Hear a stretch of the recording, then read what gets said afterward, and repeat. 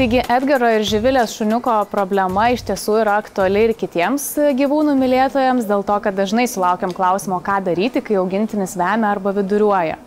Tai pirmiausia, kodėl taip nutinka? Būna, kad augintinis ką nors nugvelbia nuo stalo arba ko nors prisivalgo lauke netinkamo, kaip pavyzdžiui sudžiūvusios varlės, supuvusi žolė ir kiti grobiai, kuriuos galima rasti lauke. Tai visi šitie dalykai iš tiesų jautrina organizmą ir tuomet prasideda vėmimas ir viduriavimas. O ką reikėtų daryti, tai pirmiausia organizmą valyti, kitaip tariant jį detoksikuoti. O tam jums padės maisto papildas mikrozeogenas. Kas tas yra mikrozeogenas? Mikrozeogenas yra vulkaninės kilmės klinoptilolito ir kalcio kreidos mišinys, kuris savyje turi labai daug naudingų savybių. Tai ne tik stiprinamos yra žarnyno sienelės, bet bendrai organizmas yra valomas, detoksikuojamas, tuomet gerinamas virškinimas ir augintinis nustoja viduriuoti bei vemti. Šį papildą tikrai rekomenduoju turėti kiekvienam šeimininkui savo augintinio vaistinėlėje, ne tik namuose, bet ir tikrai labai pravers mikrozeogenas kelionėse.